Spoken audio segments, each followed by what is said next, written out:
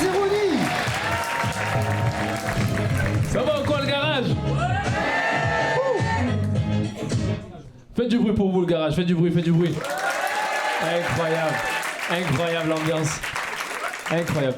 J'ai failli rater ça frère, ce matin je me suis réveillé, j'avais un torticolis. J'ai failli pas venir, torticolis frère, seule blessure que tu te fais en faisant rien du tout. Je me suis réveillé torticolis tu vois, et je sais que je vais aller voir le médecin, il va me dire monsieur Zerouni, il vous faut du repos. Ouais je sais ce que je faisais.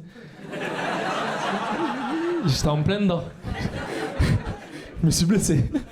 Non, parce que je suis parti voir mon grand-père ce matin, j'ai dit Pépé, je crois que j'ai un début de torticolis. Il m'a dit la vérité, tu es un gros fragile. Je fais comment ça? Il m'a dit non mais pas que toi, toute votre génération, vous êtes une génération de gros fragiles. Il m'a dit nous à l'époque on avait des vraies maladies qui tuaient. Au bout de 2-3 heures tu meurs. Tu abuses et tout. Et là il me raconte une histoire mon grand-père.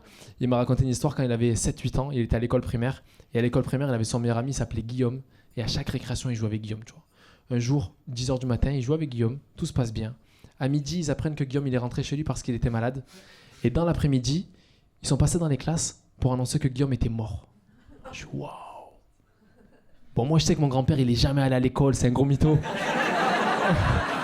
On le sait dans la famille, c'est un gros mytho. Je suis parti le voir, je dis ouais Pépé, Guillaume il avait quoi comme maladie? Il m'a fait ah. Sujet sensible. Je crois il avait des poux. J'ai une famille de fous, merci. J'ai une famille de fous. Le plus fou dans ma famille, c'est mon oncle. Mon oncle, peut pas faire mieux, frère. Bon, voilà, actuellement, il est en prison. C'est le top. Là, je vais vous le décrire. Je vais vous donner une petite phrase. Vous allez avoir une image en tête, un préjugé. Ce sera le bon. D'accord. Mon oncle, c'était lui qui vendait le faux pass vaccinal. C'est bon, voilà. Vous l'avez. Là, tu l'as acheté, toi. Là, ça se vendait cher, hein. Ça se vendait 200 €. Lui, il les vendait 300 €. Je suis, wow, pourquoi tu les vends aussi cher? Il m'a dit, ah, moi, c'est la qualité. Comment ça, c'est la qualité? Il m'a expliqué, il m'a dit, moi, c'est simple. Tu m'envoies ton nom, ton prénom. 2 minutes après, tu reçois un message de la Sécu. 2 minutes après, tu reçois le QR code. 2 minutes après, tu as la douleur dans le bras. Je vois, ça, c'est la qualité, ça. Merci. Je me suis pas présenté, je m'appelle Ryan. Ryan, c'est stylé, ça fait américain, c'est arabe. Mais c'est stylé parce que c'est le seul lien qu'il y a entre les arabes et les américains. Et les deux tours jumelles. Mais on va rester sur Ryan. C'est très très bien Ryan. Mon nom complet, moi, c'est Ryan Zerouni.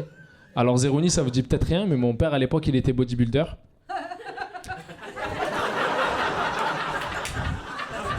C'est une réaction logique, c'est là.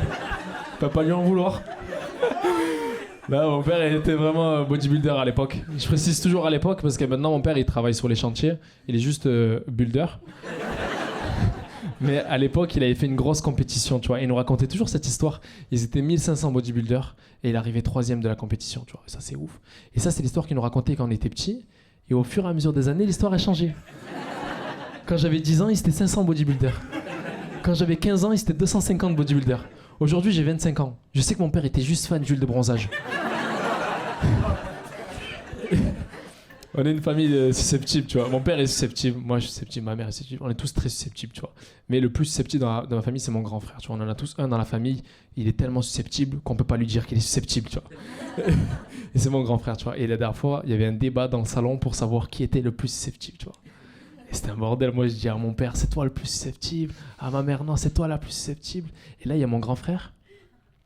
Et il y a personne qui le pointait du doigt. Personne. Et il y a un moment dans le débat, on ne sait pas pourquoi, tous, on s'est tourné vers lui et on l'a fixé. Et on a fait, nah, lui, il est pas susceptible. Il est pas susceptible. Ah ben, il a mal pris. Ça fait comment? Vous êtes tous susceptibles sauf moi? C'est en plus, les susceptibles, ils ont pas d'argument. Il fait, ah ouais, c'est comme ça. Ah ben, ça va. Pas d'argument. Non, mon grand frère, une fois, j'étais dans la merde. Total, j'étais là au garage, sur la scène, tu vois. Et je parle, tu vois, je fais mon sketch et tout. Et je sais que dans mes sketchs, je vais parler du fait qu'on est susceptible. Et là, au premier rang, il y a mon grand frère. Au premier rang, tu vois. Et il me fixe. Et moi, je commence mon sketch. Je dis, dans ma famille, on est tous très susceptibles. Et je le vois, il me regarde comme ça. Je dis, mais le plus susceptible, c'est mon cousin. Et ça passe, tu vois, ça passe crème et tout. À la fin, il vient me voir, il me dit franchement trop bien et tout. En plus, tu parles un peu de la famille, tu parles de Pépé, tu parles de papa, tu parles de tonton, tu parles de notre cousin. Mais tu parles pas beaucoup de moi. Il a mal pris.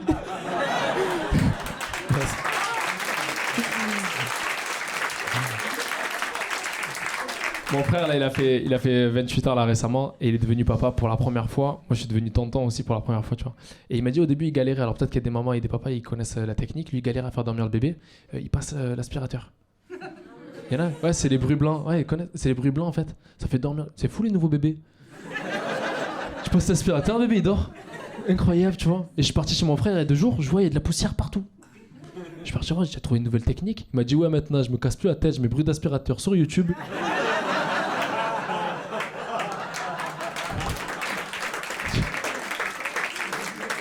Écoute, il m'a dit, là j'ai trouvé une vidéo, une petite pépite là, une vidéo du dernier Dyson V12. Je fais, mais le Dyson il fait pas de bruit. Il m'a dit, ouais, ça le dérange pas, il dort encore mieux. Ah, il a tout essayé, mon frère. Je suis parti sur l'historique YouTube de mon frère, tu vois. Et j'ai vu aspirateur, sèche-linge, plaque de cuisson. Je suis, waouh, je fais quelle éducation il va avoir mon neveu, tu vois. Je me dis, plus tard, il va grandir, il va à la Darty, il va péter les plombs. Et je vais vous raconter. Parce que là, récemment, j'ai passé le code de la route, tu vois. Et je l'ai eu, tu vois, c'était cool. Et il y avait un gars avec moi. Et tu sais, j'ai pas envie de dire parce que c'était un Mongol. Et j'ai pas envie de dire. Tu vois, bref, on peut pas dire, tu vois. Mais parce qu'en fait, je suis parti le voir avant de passer l'examen, tu vois. Et je lui ai dit. Je posais une question, tu vois, tranquille. Je lui ai dit, ça va, tu es prêt pour passer l'examen? Il m'a dit, ouais, je suis chaud. En plus, c'est une question qui revient à chaque fois. J'ai dit, ah bon, laquelle? Il m'a dit, c'est une question sur les bandes blanches. T'as vu? Elles sont blanches. Moi, je dis, le passage piéton. Il m'a dit, non, pas toutes. Juste la première. Elle est blanche. Et dessus, il y a des petites boules. En fait, c'est pour les aveugles. Tu vois, ils se mettent dessus et ils sentent. Et ils sentent. Et ils sentent. Et ils lisent. Passage piéton. Je vois. Non. Non, tu sais que c'est pas du braille, hein. Il m'a dit non, je crois que c'est du morse. Ouais, merci le gars, c'est ça.